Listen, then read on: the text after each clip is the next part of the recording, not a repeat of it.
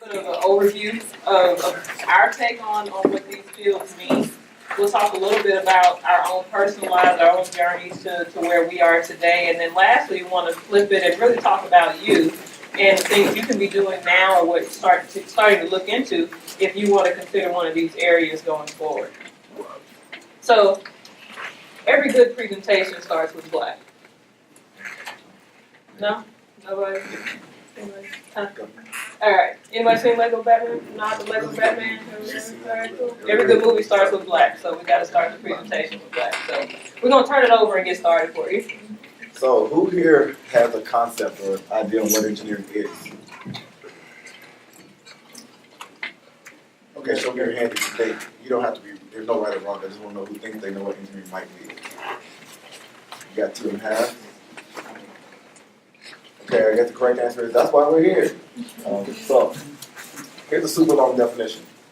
Engineering is a profession in which a knowledge of the mathematical and natural sciences gained by study, experience, and practice is applied with judgment to develop ways to use economically the materials and forces of nature for the benefit of humankind.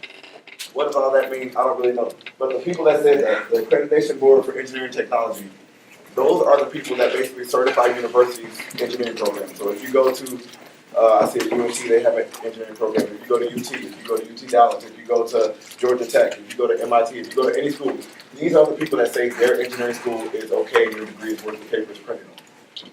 What this means to me is that engineers take the stuff we know and use it to help people. That's the basis of it. How do we know? What things do we know mathematically? What things do we know naturally? What things can we understand? And how can we take those things and help people with it? That's the basic idea behind engineering. So we have a lot of the cool stuff. Everybody thinks about all technology and all that stuff. In essence, if it doesn't go towards helping people, then it's honestly kind of a waste of everybody's time. It could be cool, but if it doesn't do anything for anybody, who really cares? I always say, if my mom doesn't understand why I'm doing it, then it's probably not that important. And so you guys think about that. You have your phones, you have your texting, you have all these things, and your mom gets confused about it or thinks it's a waste of your time, and then you can help your mother understand, no, this is important because it helped me do my homework, but then she's like, oh, that is important. Or it's important because now I can talk to my friend way over there without having to stay up till midnight, and she's like, oh, I get it now.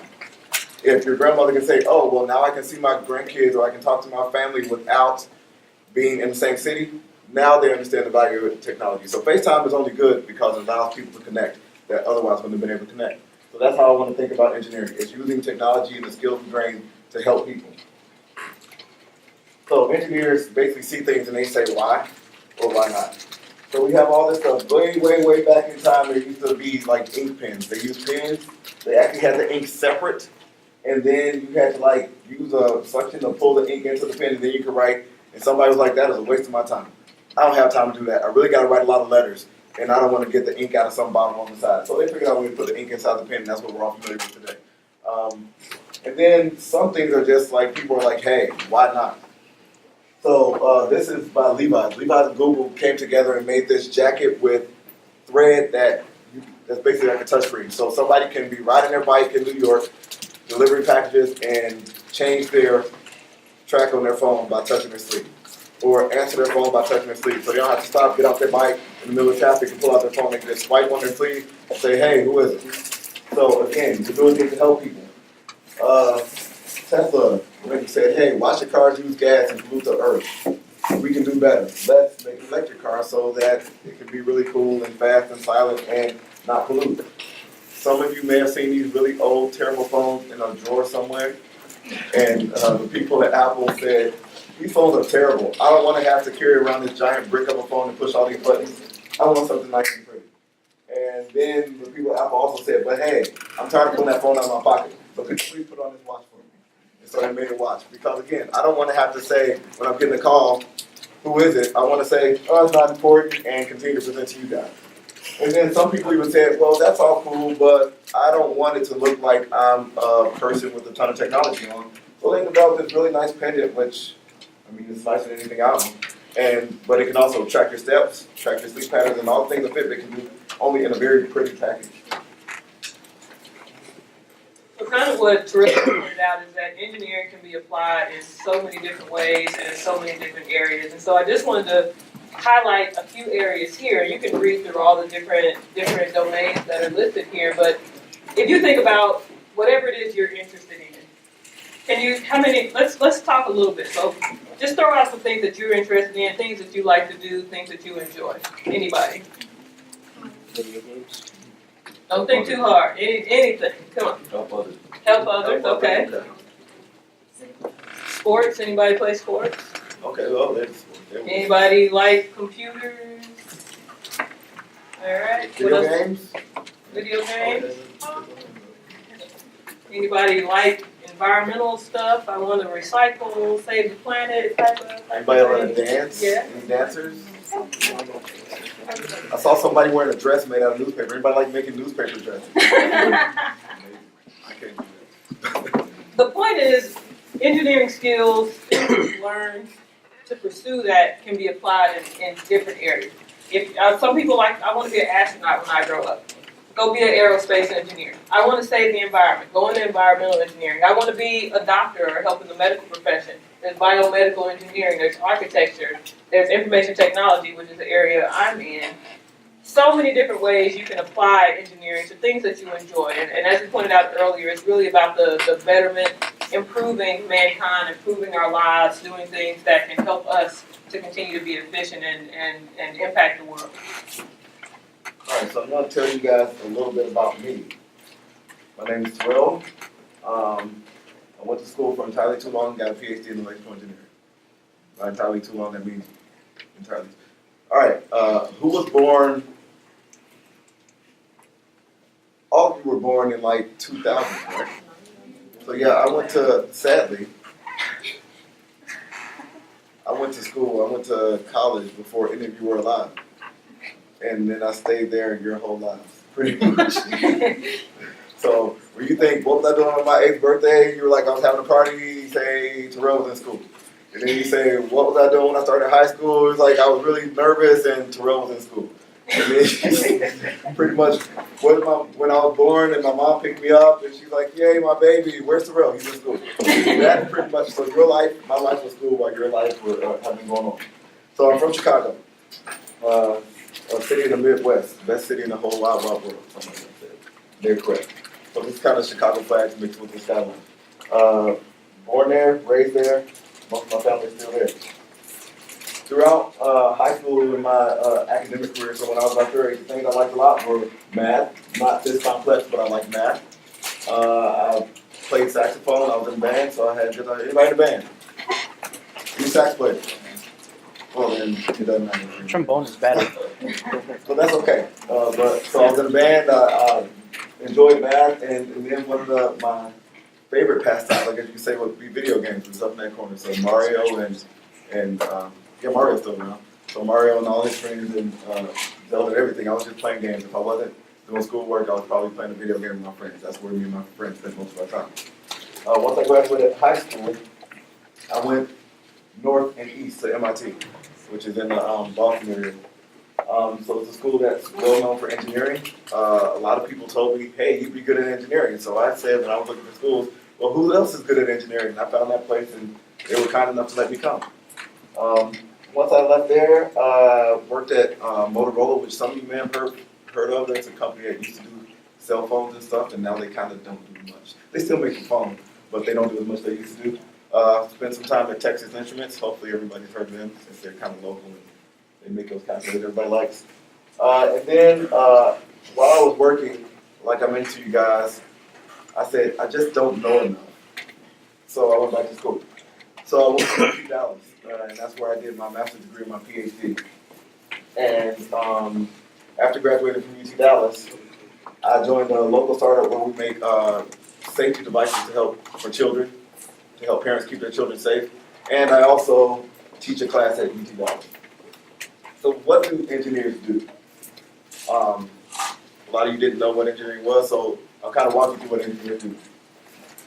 They think about it. So they see something and they say, why is it like that? Does it have to be like that?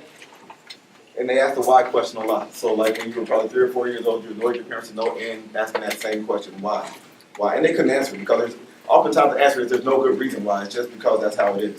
And that's how it is. If anybody ever gets to the point where they tell you, well, that's just how it is, tell them, no, that's how you think it is. I'm going to do it better. And that's what engineers say. So we do planning. We plan the design. How can it be changed? How should it be changed? It's like, I don't just want my car to be annoying and loud. I want it to be electric and silent. I don't just want my games to be boring and low res. I want 4K resolution. Why should I not be able to see every pixel of every hair on their head? I don't have to. It can be better. So we make it better. So we come up with a plan, we try to make it better, then we test it. We say, all right, I think this is better. And then we try it and we say, does it work? Does it do what I want it to do? Is it good enough? If the answer is no, we do the plan and design again. If the answer is yes, we may need to adapt. So maybe it's not ready, maybe we want to update, maybe we want to do it again, maybe we can make it even better. So I made it better, but there's even better. So again, we had TVs when you guys were probably born, you had like regular TVs with like 480p, and they were kind of square shaped. And then by the time you get to middle school, they were more rectangular shaped, and the resolution's a little higher. It's like there's 720p and there's 1080p, and your parents are fighting over which one to buy. And it's like, well, this costs more. Well, I can't tell the difference. And then before you do it, they're like, well, there's 4K TVs, and those cost more. And essentially, that's the idea of, yeah, we made it a little bit better, and then we made it a little bit better, and we can still make it better. So there's the concept of always improving it, so that you can have a better enjoyment experience. And then we observe. So what do you see? What can be better? What other problems do you see? How do you solve it? So, I have this example here. Does anybody tell what's going on in that picture? There's some people crossing the street. And so essentially, if you've ever crossed the street successfully, who has crossed the street successfully? All right, that makes you an engineer. Because essentially, you walked up, you was like, I don't want to be here, I want to be over there. You made a plan. I'm like, I'm going to start walking when there's no car. Then you started walking, and you look like, oh, there's a car, I'm going to speed up. You adapted your plan, and then you made it across the street and said, yes, I'm not dead. I'm ready to go outside the street. So basically, the engineering process was taught to you when you were 5, and now we just add little numbers to the back and continue to adapt it. So engineering is already. All right, so let's talk a little bit about me. So my name is Jeanette Bennett. So I was born in Los Angeles, California, but pretty much raised in Little Rock, Arkansas. And this is where I got my foundation. A lot of things that I did, both in school and in other areas, really set the course for where I think I am today. So again, being in school, I loved math and science. I was not the more artsy person at all. I didn't consider myself to be a creative person really back then. I was also in Girl Scouts. Any Girl Scouts? Not willing to admit it. Used to be. You can buy your Girl Scout cookies. Yes. Oh, yeah. Thank you. They're like ridiculously expensive now, but yeah. So I was a Girl Scout, and again, just learned a lot of things about doing group projects and selling cookies, marketing. You know, being able to talk to people, things like that. Also played sports while I was in junior high as well as high school, primarily volleyball and basketball. And then my faith was a big part of my growing up. You know, being a participant at church. My mom was a church pianist, and so we were there like all the time. So that was very foundational for me. And again, taught me a lot about how to talk to people, how to deal with people, how to grow and teach and things like that. So a lot of opportunities there. This set the groundwork for me going to MIT for my undergraduate degree. I went in 1998 and got my degree in computer science and engineering from MIT. We can talk more about that later. From there, and what I've been doing for most of my career is I'm working at Texas Instruments. We'll talk about that a little bit in a second as well. And so that's been a really tremendous experience in terms of my growth in the information technology or the IT space. And lastly, I'm not as much of a learner and a school person as he is, but I did go back to UT Dallas and get my master's in software engineering, again, as a way to continue to help me learn and grow in my job at TI. So let's talk about IT at TI. So there's many different ways to get into the information technology field. There are a lot of companies like a Microsoft or a Google or something like that who are IT companies themselves. I think we raised our hands earlier. How many of you have heard of TI or Texas Instruments before? What does TI do? Calculators. That's right. So TI does more than just calculators. Yes, we do make calculators, but we actually make semiconductors. We design, we manufacture, we test, and we sell semiconductors. And semiconductors are basically all kinds of little chips and devices that end up in all the different electronics that we have, your cell phones, computers, projectors, smart cars, not so smart cars that are just getting more safety features and all of that. We're doing a lot in order to advance technology and innovation today. So we do that. So TI has a lot of different parts of the company. Of course, you have the design engineers that are designing and coming up with these new ideas and ways they can improve humankind, as we've been talking about. You got the folks that are working in the manufacturing space. You have sales and marketing, because of course, whenever we make these chips, we got to sell them. We got to get them out there so people can, so we can make money at the end of the day. I like to get my paycheck twice a month. So I want to make sure that we got a finance and an HR department that can help me make sure of that. And then there's underlying infrastructure. Ultimately, I mean, even if you think about your school, like all of you are here, you're going to school. This place does not operate if you don't have teachers to come in and teach you what you're doing. You don't have administrators in the office taking care of day-to-day things. You don't have your principal who's off doing whatever she does every day, just to make sure this thing runs effectively. So same thing with the corporation. You have to have all those different levels in order to make things happen. And then from an IT standpoint, which is my specific area, there are so many different ways you can get in IT and have a career there. I think it's still, even though it doesn't say engineering per se, it is all about engineering. And my job is really about dealing with data. I mean, if you look at like Google or other companies and what they're doing, everything we do generates data. I mean, we live in an analog world, so even me moving my hand from here to here, there's data that can be measured. The things that Terrell talked about that he's doing with the smart devices for kids, it's all about data and how do I interpret that data in order to do something with it. Again, hopefully to help people. And so that's what I do in my role.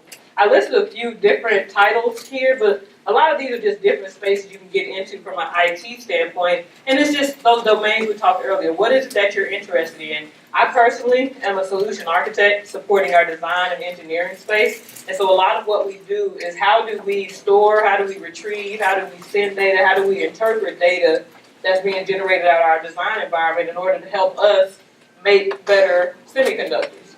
And it's an ongoing process just to help us to be more efficient. How do we help our customers so that they can do their job well, and so ultimately TI does well. I think on one of the questions I saw somebody was interested, somebody mentioned like the cybersecurity analysts and things like that.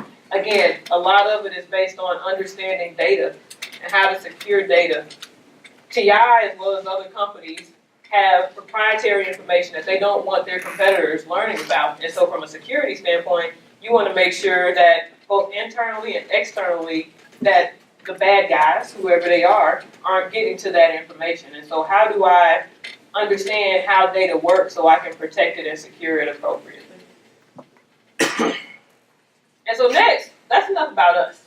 So we want to transition to you. So we want to talk a couple of minutes about things that you can be doing right now in order to pursue anything that you've heard about in this area. And we can talk more in detail about that. So let's just talk more formally about an example roadmap that you can look at. And start, as we're talking, start to think about things that you've seen or people that you know right now that maybe can help you accomplish this. So the first thing is taking advanced courses. So most of you mentioned 9th or 10th grade, and so I'm sure there's opportunities to take whatever level of math, calculus, whatever you're doing right now. So make sure you're doing those things on the science side, physics. If you have computer science courses, if that's what you're interested in, taking those. It's really about taking advantage of the courses that are maybe being offered here and whatever other opportunities you can have for education from that standpoint. Join STEM. So STEM is science, technology, engineering, and math. Sometimes you'll see STEAM now, which adds an A for arts. But again, things that you're doing from an extracurricular standpoint, what ways can you get involved in activities that are centered around math and science and technology? And that can be here through school. Maybe it's in outside organizations that you participate in or volunteer opportunities, things like that. Shadow an engineer. I mean, we're here today talking to you, so this is an opportunity to learn about what we do on a daily basis. If you know people, again, that you could just go and talk to them and ask them about what it is that you do. People are more than happy to talk about themselves. And so that's one thing that you'll learn over your lifetime, is that if you ask somebody a question, they can talk all day about what they do. And lastly is pursue a degree. How many of you are looking at college, thinking about college, probably thinking something you're gonna do? This is about going, but even the exercise of going and looking at schools, like, hey, I've heard of Georgia Tech, don't know anything about it. Let me go see what it is they offer. Even if as you go look at what they offer, it can start to help you think about things that you can be doing right now to help prepare you for that next step. So that's the formal side of things. Let's look a little bit more informally. The things that you can kind of do on your own that you don't need anybody else really to do. Maybe you need a couple of people. How you doing? That's enough. All right. So some of the things you can do. I listed out a bunch of logos here. If you guys want more information or links to pages and stuff, we can get you that. But if you're interested in like that computer science space and software and doing code and all that stuff, but you don't know much about it or you don't know if you're interested yet, code.org is a great website. They have tons and tons of tools that can help you learn about coding. What does coding actually mean? The good thing about that one is it's free. I like free. Khan Academy, they have some simple coding courses. For those that don't know a ton and want to get started with it, look through it, and be able to see the answers. The other plug out there for Khan Academy is that if you have any other classes where you have difficulty in, they probably have a course that can teach it to you in a way that will help you understand it. I was going to say better than your teachers, but that's not fair to say, because I don't know your teachers. But they will also help you understand it pretty well. So Khan Academy is online, it goes at your pace. You can pick up computer science courses, but again, all the basics from algebra through calculus, physics, everything you need to learn is a great thing there. If you think about, oh, I like phones and I want to do phone apps, the Android Developer Studio is, again, free. You can download it to your computer, you can develop an app, put it on your own phone, and show all your friends. These are things that they take a little work, but you don't need anybody's help to do. You can do them on your own. Then the other things I have listed here are more kind of hardware focused. So this is a BeagleBone. This is from Raspberry Pi, and this Arduino. Basically, these are microcontroller boards that cost anywhere from $10 to $50, where you can get them, work on them, do a little code on them, and then do actual projects with them. So I've seen people do things where they take an Arduino board and hook it up to a bunch of LEDs with their little lights, and they can change what color the lights change. They can clap their hands twice and make the lights turn blue, or clap them 3 times and make the lights turn red. And they do that all with the board that costs $20 and some LEDs that cost $5. So holidays are coming up. Maybe your parents want to get you a cool Christmas gift. You're like, hey, I want an Arduino so I can do cool projects and become an engineer. Or you just ask for normal stuff like video games like me. And then there's OpenSCAD, which is for those that are more interested in like mechanical engineering and being able to do 3D modeling and design. Again, another free tool.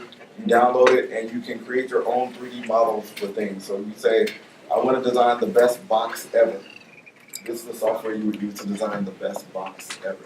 I don't know what that box is. It might be better than the other boxes, but you guys will figure it out. And there's all things around. I mean, in addition to all these, I mean, things that you just see at home, I mean, anything like that. If you're interested in just how things work and all of that, definitely just look at whatever's around you and just start thinking about, play with it. See what you can come up with. So in addition to all, what we've been talking about so far is like technical skills. So you're all in school, so you know you're doing the math and the sciences and whatever other classes that you're taking right now. There's some other skills that are just as important. You know, again, if we go back to that big, long engineering definition that Terrell mentioned earlier, we're talking about things we can do to better mankind, to improve the lives of humankind. One of the things that you're going to have to learn is how to deal with people. Like it or not, we cannot accomplish anything by ourselves, and especially if ultimately I'm trying to help you, I need to find a way to better understand you so that I can go back and do the things that I could do in order to help you. And there's a lot of things. I want you to think about the things that you're involved in today, and I mean, sort of pat yourselves on the back because you're already probably doing things to help you to build some of these other skills that I'm talking about. How many of you involved are in different student organizations here? Maybe you have a part-time job outside of school or do volunteer work. And so I'm sure you don't do any of those things without talking to other people, right? I mean, even when you go to class every day, you might have a group project and things like that. All of that are things that you're doing today that can prepare you for this career and honestly any other career that you deal with. some of the other skills that you want to think about that are very important from an engineering standpoint, first off is teamwork. Again, I like to think that I'm great, but I can't do anything by myself. If nothing else, I need another person to be able to throw my idea off of so they can say, hey, that's so cool, or no, that's like the dumbest thing I've ever heard. But you need somebody else in order to make those things happen. Communication skills, being able to present and listen. It's great if you got the best idea in the world, but if you can't communicate that to anybody else, it really doesn't matter. It just stays with you, and like you said, you can't get it out in order to help other people. Observation. Again, I like to people watch. So you look at people, you see what they need, and then you can go back and figure out how you can go and engineer something that's going to improve their lives. Conflict resolution. One of the big things from engineering, in my opinion, is empathy, and that's the ability to really understand what other people are feeling. Sort of the walk in their shoes type of thing. Again, if you don't know, what those people need to cross the street and be able to think about how they can get from one side of the street to the other, how are you going to build something or do something that's going to improve that and allow them to be able to get across the street? So you really be able to understand people and what they're thinking so you can go back and really meet their needs. And idea generation, again, thinking about new things, new ways to do things, how things can be better, and work ethic. Because you're going to fail, right? We've all failed at something. They like to have those cheesy posters around somewhere. Fail is the first attempt in learning, right? And so, but it's not about, it is about the failure, but it's also about being able to get up and continue, learn what it is you're supposed to learn, and continue going until you have that success. So definitely think about what those other skills are, because I think that's going to ultimately make you a more well-rounded engineer, a more well-rounded fill in the blank of whatever that career is that ultimately you're going to end up choosing. And lastly, from an engineering standpoint, be a thinker. I mean, let's not just walk through life and just assume everything has to stay the way it is. Challenge the status quo. Why are things the way they are? Why are these chairs burgundy or whatever color they are? Why is this room set up the way it is? I mean, just think about things, and if you don't like it, what can you do to improve it? Ask why. Be a critic, ask. So a lot of people don't like you asking a whole bunch of questions, but I think that's what we do. Because otherwise, how are you going to learn? How are you going to know why things are the way they are so you can't push that envelope and do something different or do something better that's going to help people? And find out how things work, again, so that you can just continue to grow and push to the next level and do things that are going to make the world a better place.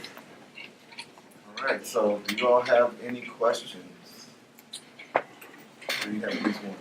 I know you have questions, so let's start there. How hard was it for you to get your degrees? So the question, if you guys didn't hear it, was how hard was it for us to get our degrees? So I have 3 degrees in engineering, my bachelor's degree, master's degree, and PhD. I will say tough, easy, really, really hard. So my bachelor's degree was tough for me, and Jeanette was the same. We went a little bit far away from home. So not only are you dealing with the academic parts of it, but there's also the, where's my mama? Oh, she can't come. So you call home and your mom's like, well, that's nice, and then she hangs up, and it's like, okay, that's I can't go get anything to eat. I gotta wash my own clothes. So all that stuff, part of the undergraduate experience, made that one tough. The academic part was hard. The being by myself in a sense part. Now I had my friends and things from there, but being away from my family, that was what made it tough. I did my master's a little bit later, and the master's, after doing my undergraduate degree, the master's degree, was for me easy. I don't know if it was that way for everybody else, but it was not a bad day. It was a nice couple years, so that kind of went through. And then my PhD, and for those that don't know, a PhD is essentially you're supposed to do some original research that contributes to the field of whatever you're doing. And that takes many, many years, and you work with an advisor who basically, you're like an indentured servant. Is that okay?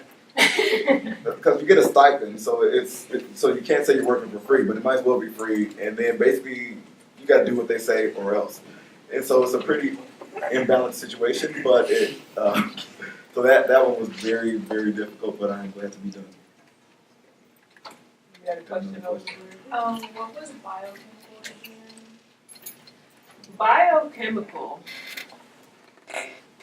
great question. That's a So you great think about question. biology, you Yeah, think about bio- chemistry, and then you engineer them. I don't know. So Yeah. I'll take it. So I know some people that do biomedical engineering. I have some friends that do bioengineering, and even maybe biochemical engineering. But essentially, it's the idea of looking at the things that occur in that space and how do I apply them. So I have a friend who works specifically on drug delivery. And what he looked at in bioengineering was how does our body respond to drugs? How do I modify the injection of this vaccine? So there's many vaccines.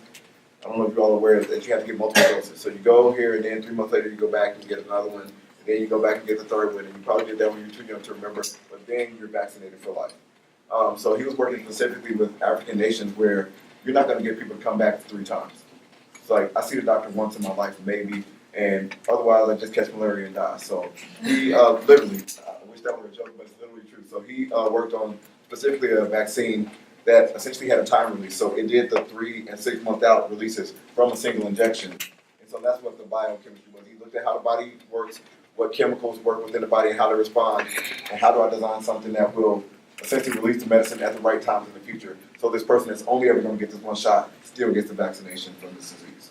So things of that sort. How does the body and the world work with, and then engineering it so that it works for the people.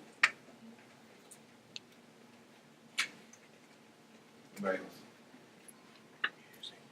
So some questions that were submitted, could you guys tell us a little bit about That's bad, Kevin. That's not my fault. some of the classes you take in an undergraduate degree for engineering? What does the math look like for that degree? So wow. Well, at MIT you started out in calculus. So in high school and I don't know if it's the same now. So I had gone through calculus AB. Do they still have calculus AB today or something? It was like the first calculus, whatever that is. No, it wasn't. Mine wasn't free, but it was basically that. So. Well, by the time I had gotten to MIT, I had done that 1 year of calculus, so there was probably about 2 weeks of overlap from my high school course, and so then there were 2 semesters of calculus, and then there were things. I mean, if anybody's taking calculus today, you end up doing like differential equations. What else? I mean, So basically, the simple answer is hard and harder. yeah, it gets progressively hard, and then depending on the area you're going into, I mean, you may have some more difficult math and even going there.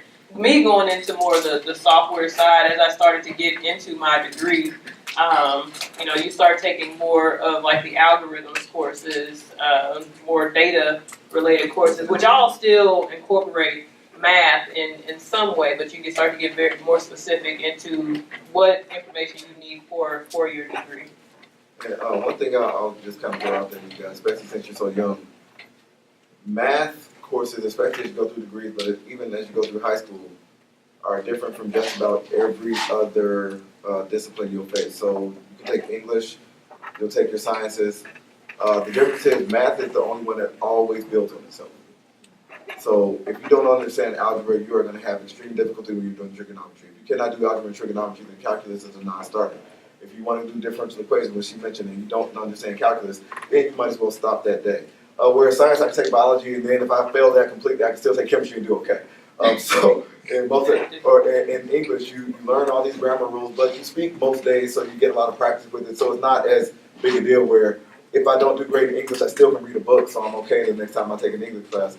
Whereas in most of the math classes, they directly stack on top of each other. So if you don't get that foundation, if you guys are in the algebra geometry time frame right now, because you're almost likely 10th grade, maybe some of you are in trigonometry, you have to understand that well as you move forward, or else the bottom falls out. So that's the biggest concern from the math side. Yeah, and guys, let your math teachers know if you're considering going into a STEM career. A, they will be so excited, and then B, all of them really want to help you guys be successful, and they know how important these foundational skills are. So, if you were really thinking about going into one of these degrees, you better be taking your algebra class very seriously and your geometry class, so that one day you're building those foundational skills for your future. And then, they recommend, next year, sign up for those free AP math classes, those AP math classes, science as well. And that's pretty much one of the best things you guys can do now to start preparing yourself, just like they said, as well as getting involved and learning how to work with other people. And a couple of things I'll add, I know Terrell pointed out the Khan Academy earlier. I mean, again, just will tout that as a really great resource for learning different things in different areas, particularly in the math space. The other thing too with engineering, you know, you learn a lot. You know, you take the math courses, you take the science courses. Engineering is really about applying that information. So I'm gonna let you in on like a little secret. As you get older, like you don't need to like know absolutely everything that's in your textbook, okay? That's just a little secret. You know, there's a thing called like Google out there. Who's heard of Google? I mean, at MIT, there were so many tests that were open note and open textbook because the information, especially today, even more so when we were in school, is so freely available. I mean, if there's something you want to know, I mean, my son knows how to go and say, okay, Google, to ask Google, like, whatever information he wants to know. So the information is there. The thing that differentiates you is, do you know what to do with that information once you get it? You know, once you learn math, are you thinking about how you can apply it? Once you learn those science techniques, are you thinking about how you can apply it? That's really where the fun really starts. It's like, how can I take what I learned and apply that to whatever it is I'm doing? And so, again, continue thinking about that, and as you look again at the world, is how can I take what it is I'm learning in the classroom and apply that in whatever areas that I'm thinking about going into. A little secret, don't tell anybody about Google, yeah, so. What other questions do you have?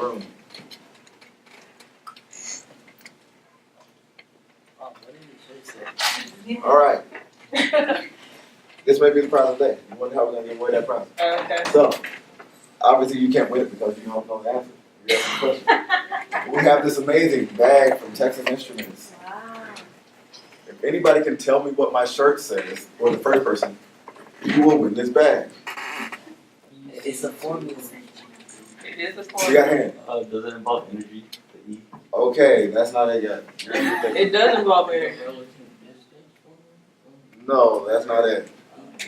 I'm gonna have to keep this bag. Come on, somebody, think.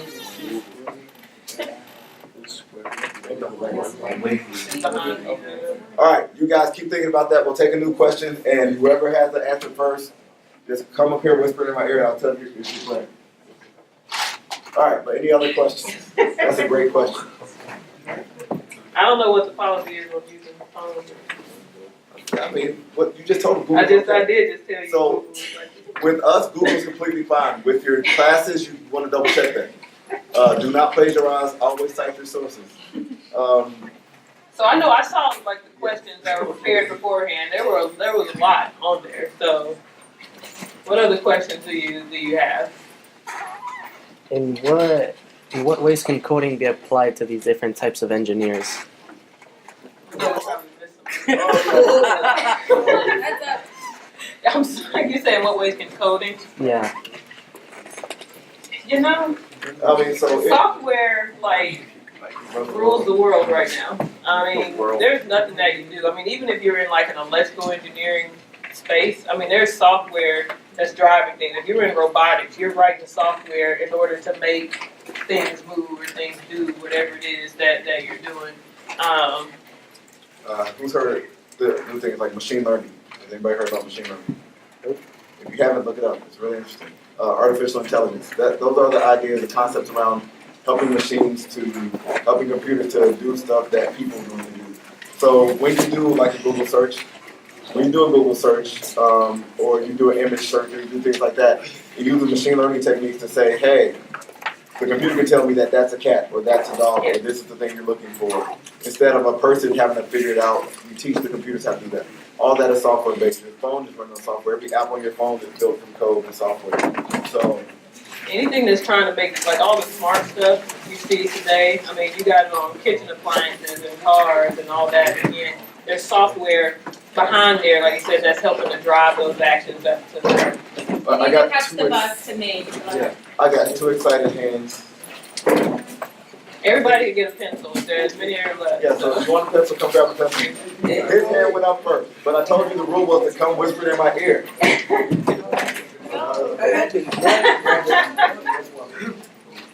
You didn't sign in, please sign in before Got you leave. All right, Get it? what's the answer? You got A secret handshake? No, you guys are wrong. So, you alright, gotta get explain the it, back, get the back. but he gotta explain it. I was playing, but he wins. Oh, does he have to explain it? No, I'll explain it. You'll explain it, okay. So he won. So the shirt it's an MIT shirt. So the shirt is based on a few relatively famous equations. So this old dead guy named Einstein. Anybody ever heard of a dead guy named Einstein? I don't know. Apparently really, really smart. A lot of the things he made up are being proven to be correct now that we can actually measure them. But he came up with this equation for energy related to mass, which is E equals mc squared, where E is energy, C is the speed of light, and M is the mass. So E equals mc squared. So if you do E over c squared, then you get M. For those that are in algebra, maybe trigonometry, at some point you'll see it. The square root of a negative number, specifically the square root of -1 is I. It's an imaginary number, so they call it I, because you can't take the square root of negative I numbers. get it. And then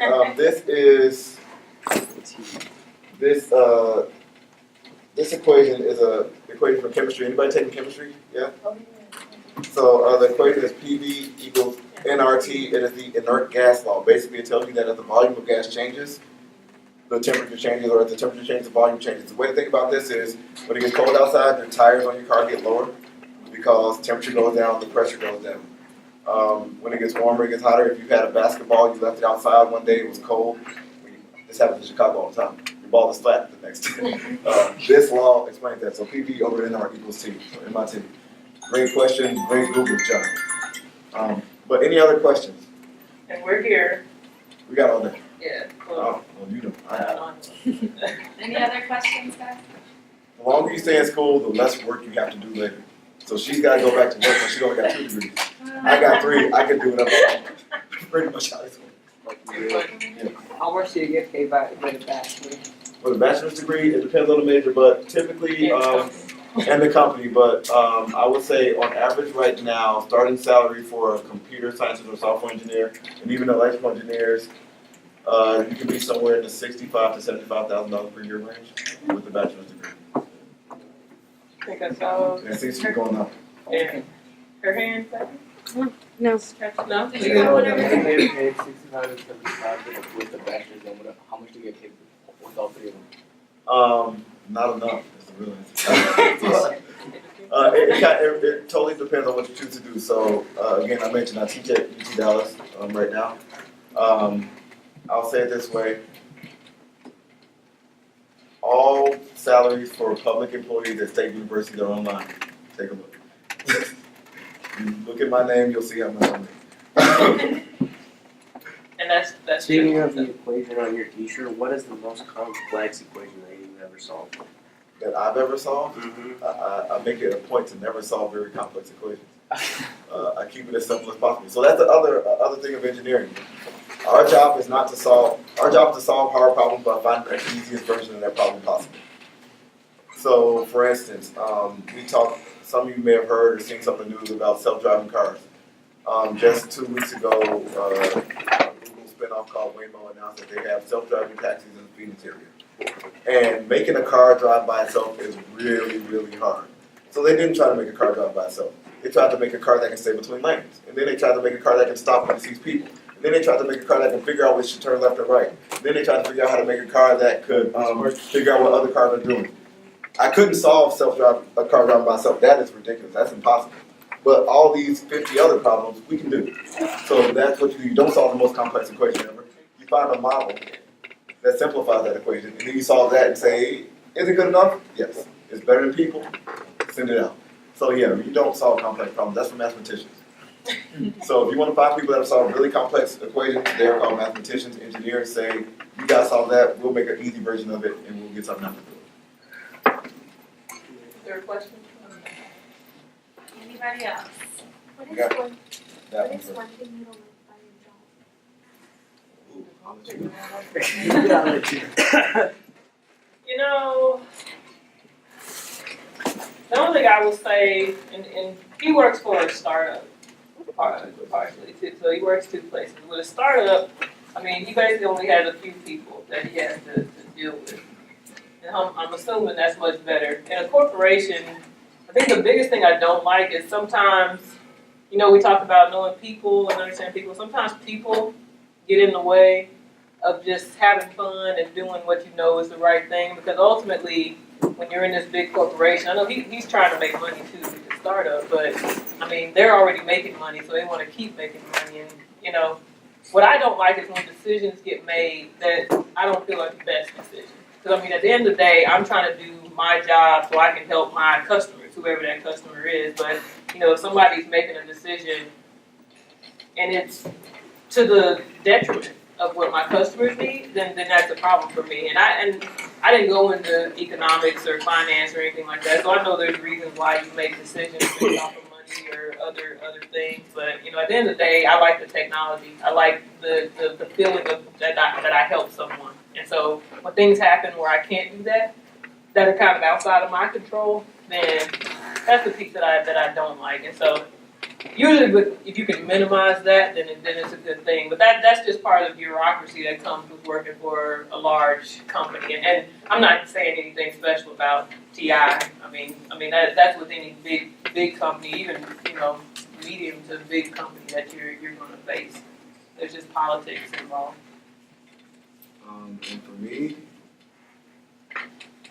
I don't know that there's anything I don't like really, but it really just comes down to sometimes you're not always able to do the things you like to do, and that's really what it is.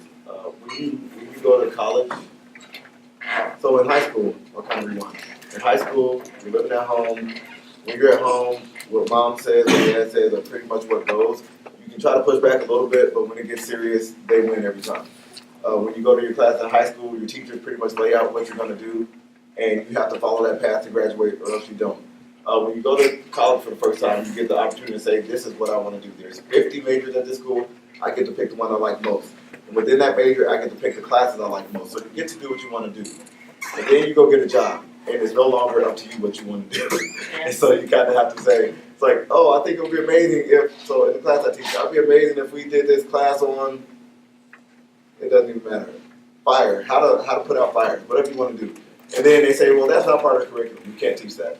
So it's really, as you guys look forward, you get out of here in 2 or 3 years, enjoy your time in college, because that's where you can do what you want to do. You get to pick what you want to do. You get to control things. And then when you get a job, like she said, however the decisions are made, there's going to be some things you'd like to do that just aren't possible for you to do. So that's the thing I like. And then our camera operator. What's your work environment like? Mine is, so I'll start. So I kind of have 2 work environments. They're both pretty much like this. I wear what I want. Like how I'm dressed right now, I dress every day. The only time I dress kind of nice is on the days I teach. I teach 1 day a week. So when I have to teach, I put on a shirt with buttons. And then otherwise, that's pretty much it. I sit down, I have my laptop, I throw my headphones in, and if I need to talk to somebody, I do. Otherwise, I kind of don't. So it's pretty chill. I'm super relaxed. Yours is probably It's pretty much the same. I mean, I wore my TI shirt on maybe because I was coming to talk, but otherwise, we're pretty casual. You know, the people that I work with, they're all pretty laid back. One of the things is, right now, especially in the role that I'm in, because in more of an architect position, I'm still doing technical work, but a lot of it is leading and guiding other people now. So I'm like talking to people like all day. Even if it's meeting with like software developers on what design we're going to take on some software, or meeting with management to tell them why we're deciding to go a certain way with a particular application that we're working on. So I like that part, but then I also value the times where I can just sit at my desk and just, you know, churn out whatever it is that I'm working on. But other than that, it is very laid back. I think TI in general has a culture where they want you to grow, want you to improve, and give you opportunities to do different things. That's been my experience there anyway. And so if you guys never want to dress up, engineering is the fit for you. Other jobs are not that chill. Lawyers have Yeah. to dress up. High school teachers have to dress up like every day. I don't think I've ever worn a tie. Not for work anyway. No, I will never wear. Well, I have worn like skirts and things, but it kind of depends on if I'm So talking like, to people if who are you're like lazy, really like high if up. you like an Orange Crush shirt, you want to wear it. Wear you gotta your be an Orange Crush engineer. shirt, yeah. If you're on Wall Street, it's not fine. If you're a lawyer, it's not going to work out for you. But if you're an engineer, you show up in an Orange Crush shirt. And that's what you're doing. With a crush. Do you guys, how many days do you guys work per week, or is there a certain amount of breaks you guys get? Per year? I pretty much work like 9-ish to 5-ish. So Monday through Friday. So that's prime. That's sort of prime time for the TI employees that are here locally. I do have counterparts, so we're a global company, so I have team members that are in Bangalore, India, I got team members that are in the Philippines, I got team members that are in California, New Hampshire, and so sometimes I have to adjust if I'm working with those people on particular things, but pretty standard, and part of that is what I define for myself. Like, I know people that come in at 10 or 11 and stay till 7 or 8 at night. That's personally not me, because I want to have a life outside of work, and so I personally try to keep my work hours in between there. But if I wanted to be connected, I'm connected on this and can always figure out what's going on. But I choose to try to keep it within those hours for the most part. Yeah, for me, it's pretty similar. It's a standard work week with lots and lots of flexibility. So I decided to, we were asked to come do this again, and I came here without asking anybody or even really, I texted somebody before I left home going, oh yeah, I'm not coming there today, I'm going to do this. I'm going to talk to some people. So, in many engineering spaces, it can be fairly flexible because, again, you can work from your phone, you can work from a laptop, you can work from anywhere in the world. You have teams that are anywhere in the world. I got some people I work with that are in Taiwan. I can call them off their wake or send them an email, and it's not a big deal. Versus some jobs where you kind of have to be there. Oh, you go. You guys have any final questions? You can hang out for a little bit, but let's give them a hand. And I hope one of your takeaways is it a difficult major? Yes. Is the payoff great? Yes. That is a much higher salary and much more flexibility than just about any of my peers have, except for the engineers. So, you guys, it's a great profession. So, thank you guys. Make sure Thank you, sign in. appreciate y'all.